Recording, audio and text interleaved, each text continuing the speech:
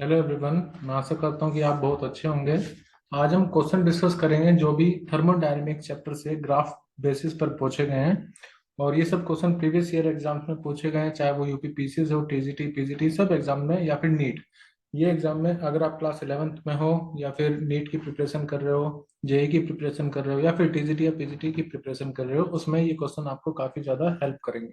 तो स्टार्ट करते हैं। फर्स्ट क्वेश्चन है, an ideal gas undergoes four different processes from the same initial state as shown in figure.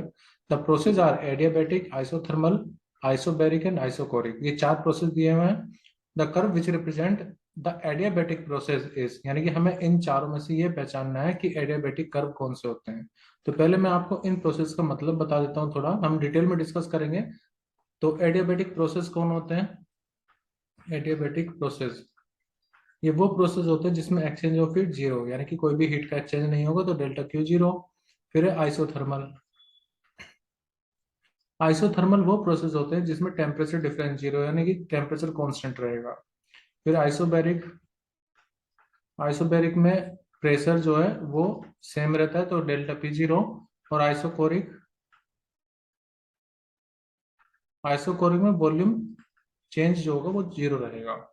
अब इस graph से हमें ये छांटना है कि कौन सा ग्राफ आइडियाबेटिक प्रोसेस को रिप्रेजेंट कर रहा है। पहले मैं आपको एक बात बता देता हूँ। देखो, जैसे ग्राफ है आपका पीवी, ठीक है।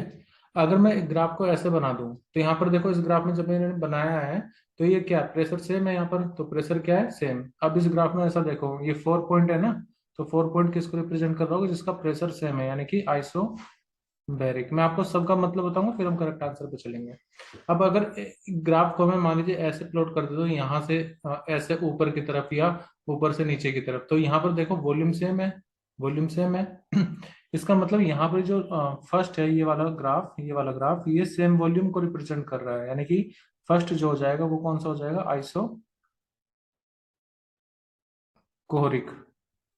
आइसोकोरिक बचे 3 और 2। अब इसमें थोड़ा ध्यान से समझना, पहले मैं आपको एक चीज बता देता हूँ। जैसे अगर आप डीपी अपॉन डीवी निकालोगे आइसोथर्मल के लिए, वो सिर्फ माइनस पी अपॉन वी आता है। डीपी अपॉन डीवी होता है स्लोप ऑफ पीवी ग्राफ। तो ये आइसोथर्मल के लिए होता है, आइसोथर्मल के लिए। लेकिन अगर आप यही चीज पीवी की पावर गामा इक्वेशन का यूज करके अगर यही स्लोप निकालोगे एडियाबेटिक के लिए, एडियाबेटिक के लिए, तो उसमें डीपी अपॉन डीवी जो आता है वो गामा टाइम्स आता है पी अपॉन वी के। यानी कि हम ये कह सकते हैं कि यहाँ पर जो स्लोप है एडियाबेटिक की, जो स्लोप है एडियाबेटिक की, वो गामा टाइम्स ज्यादा होती है, स्टीपर होती है पी अपॉन वी से, यानी कि आइसोथर्मल में। मैं यहाँ पे लिख देता हूँ डीपी अपॉन डीवी, ये एक स्लोप हो गई किसकी, एडियाबेटिक की। तो ये गामा टाइम्स ज्यादा होगी किसके, आइसोथर्मल। अब गामा का मतलब ये होता है कि यहाँ पर ये गामा होता है स्पेसिफिक हीट कांस्टेंट, गामा होता है सीपी अपॉन सीवी। तो देखो, जैसे आप दो ग्राफ बना रहे हो, ये और ये, तो इसमें जो ग्राफ ज्यादा झुका हुआ है ना, वो आपको एडियाबेटिक के लिए रिप्रेजेंट करेगा। वो ग्राफ कौन सा होगा, एडियाबेटिक का, ठीक है। यहाँ पर गामा आ रहा है, तो इसका मतलब ये हुआ, जैसे यहाँ पर 3 है और 2 है, तो जो ज्यादा झुका हुआ ग्राफ है वो किसको रिप्रेजेंट करेगा, एडियाबेटिक प्रोसेस को, एडियाबेटिक प्रोसेस को। और जो उसके ऊपर जा रहा है ये वाला, ये हो जाएगा आइसोथर्मल। तो यहाँ पर हमें एडियाबेटिक बताना था, करेक्ट आंसर क्या हो जाएगा, ऑप्शन 2। सॉरी, मतलब 2 हो जाएगा और ऑप्शन 1 नहीं है। तो सेकंड ग्राफ यहाँ पर एडियाबेटिक प्रोसेस को रिप्रेजेंट कर रहा है।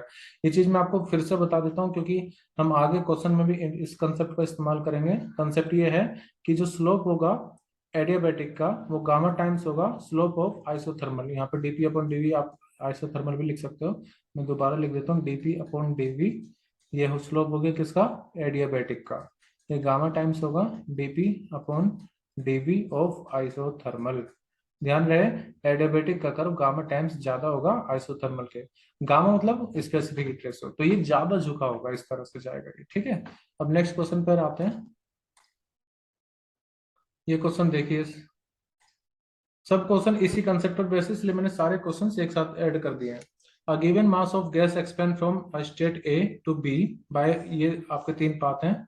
इफ W1 W2 W3 ये सब वर्क डन है, तो आपको बताना है कि कौन सा वर्क डन कम होगा, कौन सा वर्क डन ज्यादा होगा। इस हिसाब से आपको सेटिंग करनी है वो ऑप्शंस की। तो देखो, इसमें हम आप ये कंसेप्ट लगा सकते हैं कि जब भी पीवी ग्राफ होगा, तो पीवी के अंडर जो भी एरिया आएगा, मान लो ग्राफ आपका ऐसे जा रहा है, ये ऐसे जा रहा है, मतलब जो भी एरिया होगा, area under P V graph, ये किसको रिप्रेजेंट करेगा? तो ये रिप्रेजेंट करता है वर्क डन को, ये रिप्रेजेंट करेगा वर्क डन को। तो अब आप इसको समझिए ग्राफ को। जैसे अगर मैं ये वाला पाथ थर्ड सेलेक्ट करूं तो एरिया तो इसका ये आएगा, ठीक है। और अगर मैं सेकंड को लूं तो सेकंड में ये एरिया आएगा, ये वाला। और अगर मैं फर्स्ट को चूज करूं तो फर्स्ट में रहेगा ये वाला। अब आप खुद सोचिए कि कौन सा पाथ है जिससे सबसे ज्यादा एरिया कवर हो रहा है। तो सबसे ज्यादा ये जो बड़ा वाला एरिया होगा, यानी कि ये वाला जिसको मैंने ब्लू मार्कर से रिप्रेजेंट करा है, तो सबसे ज्यादा क्या होगा? W3, ठीक है। सबसे ज्यादा किसका होगा? W3 का। मैं इसको रिप्रेजेंट कर देता हूँ, W3 का सबसे ज्यादा। फिर उसके बाद ये जो W2 है, यानी कि जो सेकंड पाथ है, W2 हो जाएगा। फिर इसके बाद है ग्रीन वाला, तो अब W1 आ जाएगा। तो सबसे ज्यादा जो पाथ कर्व मतलब सबसे ज्यादा जो वर्कडन होगा वो होगा पाथ 3 की वजह से।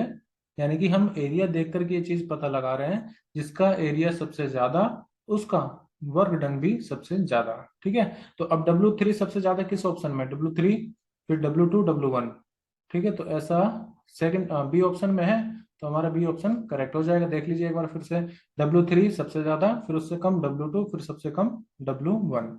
तो इस तरह से हमने इस कंसेप्ट का इस्तेमाल करते हुए इस क्वेश्चन को किया है। ये आपका प्रवक्ता चयन परीक्षा 2003 में क्वेश्चन पूछा गया था। अब नेक्स्ट क्वेश्चन करते हैं। For the same change in volume during the isobaric isothermal adiabatic process, the work done is minimum in। सबसे कम वर्क डन कितना होगा? तो मैंने आपको जो पहला क्वेश्चन करवाया था, इस क्वेश्चन को करने के लिए हम उसी का कंसेप्ट इस्तेमाल करेंगे। जैसे ये वाला क्वेश्चन मैंने आपको करवाया था, ये वाला ग्राफ, ठीक है। अब आप इस क्वेश्चन को मतलब इस ग्राफ को ऑब्जर्व करो, सबसे ज्यादा वर्क डन किस में होगा? तो वो अगर आइसोकोरिक प्रोसेस है, मतलब कि अगर प्रोसेस ये है, तो यहाँ पर तो कोई, मैं इसको वहीं पर समझा देता हूँ ताकि कोई कंफ्यूजन ना हो। यहीं पे आ जाइए। आइसोबेरिक, आइसोबेरिक मतलब प्रेशर सेम, तो इस तरह से, ठीक है, ये ग्राफ हो जाएगा। फिर आइसोथर्मल के लिए जो ग्राफ बनेगा वो ऐसे बनेगा, यहाँ पर पी ले लीजिए, यहाँ पर बी ले लीजिए।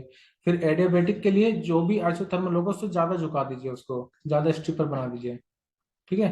तो ये आपका बन गया एडियाबेटिक के लिए, ठीक है। और ये हो गया सेकंड आइसोथर्मल के लिए, और ये हो गया आइसो बैरिक के लिए। और मैं चलो एक और बना देता हूँ यहाँ पर, ये यहाँ पर P, यहाँ पर P और यहाँ पर B। तो यहाँ पर तो देखो कोई एरिया कवर होगा ही नहीं, क्योंकि वैसे भी आपको पता है वर्क डन इक्वल टू होता है pressure into change in volume. तो अगर चेंज इन वॉल्यूम जीरो तो वर्क डन भी जीरो होगा। तो आइसो कोहरिक में, ये आइसो कोहरिक है, आइसो कोहरिक में कोई भी वर्क डन नहीं होता है। आइसो बारिक आ जाओ। अब आप देखो ये और ये तीनों ग्राफ, तो इसमें तो एरिया आएगा इस तरह से आएगा। फॉर द सेम चेंज कह रहा है ये, ठीक है ना, वॉल्यूम में सेम चेंज आ रहा है। तो सबसे ज्यादा जो एरिया होगा वो यही तो होगा आइसोबैरिक। उसमें तो देखो ये झुक गया है, और एडियाबैटिक में तो वो और भी ज्यादा झुक जाता है। तो सबसे ज्यादा जो ग्राफ है जिसमें एरिया सबसे ज्यादा आ रहा है वो है आइसोबैरिक। तो यहाँ पर पूछा क्या था? वर्क डन मिनिमम पूछा था। मिनिमम किस में हो जाएगा? तो देखो, अब मिनिमम तो मैंने बताया कि आइसोकोरिक में मिनिमम होता है, लेकिन वो तो ऑप्शन में नहीं है। तो इसके बाद कौन सा ऑप्शन आएगा? एडियाबैटिक, ठीक है। तो यहाँ पर करेक्ट आंसर क्या हो जाएगा? एडियाबैटिक प्रोसेस, क्योंकि जिसमें सबसे ज्यादा झुका हुआ ग्राफ है तो ये सबसे कम एरिया होगा। अगर मैक्सिमम होता, अगर इसी की जगह मैक्सिमम वर्ड होता, अगर मैक्सिमम वर्ड होता तब मैं आइसोबैरिक लेता। तब ऑप्शन क्या हो जाता? मैक्सिमम के लिए आइसोबैरिक, मिनिमम के लिए रहेगा आइडियाबैटिक।